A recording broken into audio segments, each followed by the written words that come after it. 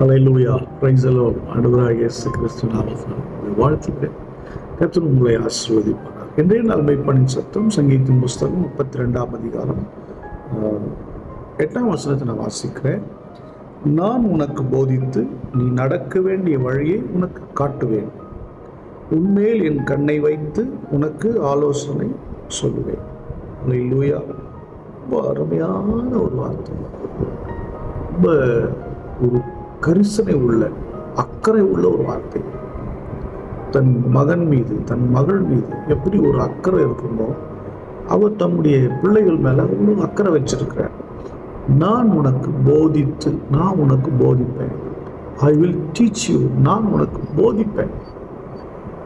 போதனை இல்லாதனால மக்கள் சீர்கற்று போகிறாங்க. நீங்க நாம் வாழ்ந்த இந்த தேசத்துல நிறைய போதித்தவர் நிறைய பேர் இருக்கிறாங்க. இந்திய தேசத்தில் போதனையாளர்கள் இருக்கிறாங்க. கிரேக்க நாட்டில் நிறைய போதனையாளர்கள் இருந்தாங்க. யூத நாட்டில் நிறைய போதனையாளர்கள், அரபு நாடுகளில் போதனையாளர்கள். இந்த போதனை ரொம்ப முக்கியமானது. அவர் சொல்றாரு, இங்கே போதிக்கப்படுகிற போதனையெல்லாம் மனுஷருடைய போதனை, மனுஷருடைய டீச்சிங். படிப்பு, நம்ம எஜுகேஷன் நமக்கு போதிக்கிறாங்க ஸ்கூல்ல. போதனை ரொம்ப முக்கியம். அதே போல ஆண்டு சொல்ற, நான் உனக்கு போதிப்பேன். நிறைய பேர் டீச் பண்ணுறதுக்குள்ள வித்தியாசமும், கடவுளே நமக்கு, தேவனே நமக்கு டீச் பண்ணால் எப்படி இருக்கும், எவ்வளோ ஸ்பெஷலாக இருக்கும். அதுதான் இங்கே வேதவசனம் சொல்கிறார். அப்போஸ்தலனாகிய பவுல், அவர் நல்ல ஒரு படிப்பாளி. கமாலியல் என்ற அவருடைய பாதத்தை ஒரு ஞானி இடத்துல 17 வருஷம் படித்தார். ஆனால் அந்த போதனையினால அவருக்கு கண் திறக்கப்படலை. ஆனால் இயேசு கிறிஸ்துவனுடைய போதனை, பரிசுத்த ஆவியானவருடைய போதனை அவருடைய லைஃபையே மாற்றி, அவருடைய மினிஸ்ட்ரியே சேஞ்ச் பண்ணி, அவருடைய மிஷனையே மாற்றி வேறு நிலைக்கு கொண்டு போனது. எனக்கு அன்பான தேவனுடைய பிள்ளை, தேவன் போதித்தால் அது வேறு மாதிரி, அது வேறு ஒரு நிலைக்கு கடந்து போக வைக்கக்கூடியதாக இருக்கிறது. ஆமாம், அப்படிப்பட்ட ஒரு போதனை தான் தேவன் கொடுக்குற போதனை. அதனால தேவன் உங்களுக்கு போதிப்பார். நீ நடக்க வேண்டிய வழியை உனக்கு காட்டுவேன். வழிகாட்டுதல், மேப் இருக்கும். நம்மளே கூகுள் மேப் வச்சு பார்க்குறோம். இல்லை லேண்ட் ஏதாவது வாங்கணும்னா அந்த ஸ்கெட்ச் கொடுப்பாங்க. அது வழிகாட்டுதல் படம், வரைபடம். இப்போ வழிகாட்டுதல் என்பது ரொம்ப முக்கியம். எல்லாமே இடம்லாம் இருந்தாலும் அங்கேயே நின்றுட்டு சில பேர் இருப்பாங்க, நான் இங்கே தாங்க இருக்கிறேன், வழி தெரிலங்க, கொஞ்சம் யாரும் அனுப்புனா நல்லாயிருக்கும். கூகுள் மேப் வச்சு ஸ்கெட்ச் வச்சு வழிகாட்டுறதுக்குன்னு ஒரு ஆள், லேண்டை காமிக்கிறதுக்குன்னு ஒரு ஆள் வேணும், அந்த இடத்துக்கு போகிறதுக்குன்னு ஒரு ஆள் வேணும். அப்போது இங்கே மனுஷன் தான் வழிகாட்டுறார். ஆனால் தேவன் தம்முடைய பிள்ளைகளுக்கு வழிகாட்டுவார். நீ எப்படி நடந்து போகணும், எங்கே நடந்து போகணும், எப்படி நடந்துக்கணுங்கிறத அவரே வழிகாட்டுவார். வேற யாரும் தேவையில்லை. நான் உனக்கு போதிக்கிறேன், நான் உனக்கு வழிகாட்டுகிறேன். தேவனுடைய வழிகாட்டுதல் என்பது நிச்சயமா அது தப்பான ஒரு வழிகாட்டுதலாக இருக்காது, சரியான வழிகாட்டுதலாக இருக்கும். மனுஷன் கூட போர்டை மாற்றி வச்சிருக்கலாம், ஸ்கெட்சை மாற்றி வச்சிடலாம், கல்லை ஒத்தி போடலாம், இல்லை இடத்துக்கு வேற பேர் வச்சிருக்கலாம். ஆனால் தேவன் வழிகாட்டினால் அவருக்கு எல்லைக்குறி தேவையில்லை. அவர் நிர்ணயிப்பது தான் எல்லையாக இருக்கிறது. அவர் காண்பிப்பதே சரியான வழியாக இருக்கிறது. அல்லேலூயா. ஏன்னா ஆண்டவர் மோரியா தேசத்தை காண்பித்தார். யாருக்கு?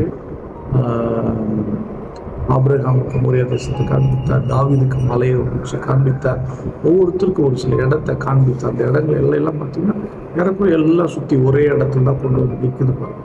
அப்போ தேவன் வழிகாட்டினால் நாம் சரியான பாதையில் கடந்து போவோம். அடுத்தது, உண்மையில் என் கண்ணை வைத்து உனக்கு ஆலோசனை சொல்லுவேன். உன் மேலே என் கண்ணை வைப்பேன் அப்படின்னா நம்ம மேலே ஒரு முழு கவனத்தையும் செலுத்துவார். எப்படி நீங்கள் சிசிடிவி கேமராவில் பார்த்தீங்கன்னா ஆட்டோமேட்டிக் போட்டுன்னு வச்சுக்கோங்களேன். நம்ம இப்படி போனால் அப்படி திரும்பும், இந்த சைடு போனால் அந்த பக்கம் திரும்பும், இந்த பக்கம் திரும்ப போனால் இந்த பக்கம் திரும்ப, எப்படி வேணால் திரும்பும் இந்த சிசிடிவியில். அதே போல் தேவன் நம்முடைய கண்களை நம்ம மேலே வைப்பார். நம்ம மேலே வைத்து சரியான ஆலோசனை சொல்லுவார். ஹல்லேலூயா. எமர்ஜென்சி காலங்களில் நம்ம பக்கத்துலேருந்து செய்ய முடியாத காலங்களில் நம்ம என்ன பண்ணுறோம், வீடியோ கால் பண்ணிட்டு அந்த கலரை பார்க்குறோம், இல்லை இந்த வேலையை சொல்கிறோம், இப்படி செய்யுங்க, இந்த இடத்துல இந்த பொருள் இருக்குது, அதை எடுங்க, இல்லை அதை உள்ளே வைங்க, லாக் பண்ணுங்க எல்லாம் சொல்கிறோம். யார் வரா யார் போகிறா அப்படின்னு எச்சரிக்கை பண்ணுங்க. ஏன்னா பார்வை, கவனம் இல்லை. சிசிடிவி மூலமாக பார்க்க முடியுது யார் வந்திருக்காங்க, மொபைல் மூலமாக யார்கிட்டையும் பேச முடியுது. அப்படின்னா சாதாரண நம்மளுடைய டெக்னிக்கெல்லாம் இப்படி இருக்குது.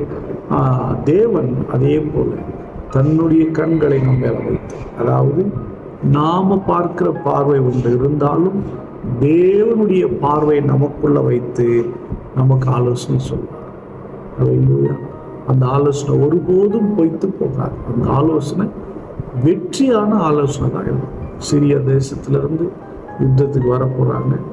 ராஜா பயந்து போயிருக்கிறாரு. எலிசா கிட்ட சொல்லும்போது எலிசா கவலைப்படாதீங்க அப்படின்னு சொல்லி அனுப்புகிறாரு. எலிசாவோடு கூட வேலைக்காரன் இருக்கிறான், அவனும் பயப்படுறான். யுத்த வீரர்கள் வந்துகிட்டு இருக்காங்க, போர்கள் வந்துட்டு இருக்கான்னு சொல்லும்போது அப்போது கண்களை திறக்கிறாங்க. யாருன்னா எலிசா ஏஎஸ்னுடைய வேலைக்காரன கண்களை திறக்கும்போது சொல்ற அவர்களோடு இருக்கிறதை பார்த்து நம்மோடு இருக்கிறவர்கள் அதிகம் சொல்ல சுற்றி பாருங்க. அக்கினிமயமான ரதங்கள், குதிரைகள் அங்கே பாதுகாப்பாக இருக்கிறத பார்க்க முடியும். அதெல்லாம் கவலைப்பட வேண்டாம்னு சொல்ல. அப்படின்னா கண்களை கர்த்தர் திறப்பார், நமக்கு ஆலோசனை சொல்வார், நம் பயப்படாமல் ஜீவிதம் செய்வார். அல்லேலூயா. அதனால் கவலைப்படாதீங்க. கர்த்தர் போதிக்கிற போதனை பிடிச்சுக்குங்க. இரண்டாவது, கர்த்தர் காட்டுகிற வழியில் நடங்க. மூன்றாவது, அவர் கொடுக்குற ஆலோசனையின்படி செயல்படுங்க. நீங்கள் வெற்றி பெறுவீர்கள். கர்த்தர் உங்களோடு இருப்பார். ஸ்தோத்திரம் பண்ணுவோம். ஸ்தோத்திரம் எங்களுக்கு போதித்து ஆண்டவரே எங்களுக்கு வழிகாட்டி எங்களுக்கு ஆண்டவரே ஆலோசனை சொல்லுங்கப்பா. ஸ்தோத்திரம் ஸ்தோத்திரம் ஸ்தோத்திரம். நம்முடைய பிதாவையும் ஸ்தோத்திரிகள் பார்க்கிற நம்முடைய பிள்ளைகள் கர்த்தருக்குள் பலப்படட்டும், உறுதியாகட்டும், ஒரு வெற்றியுள்ள வாழ்க்கை வாழும்படி வேத ரகசியங்களை கற்றுக் கொடுக்கிறாங்க. இயேசு கிறிஸ்துவின் நாமத்தால் ஜெபிக்கிறேன் ஜீவனுள்ள நல்ல பிதாவே. ஆமென். God bless you. Bye bye.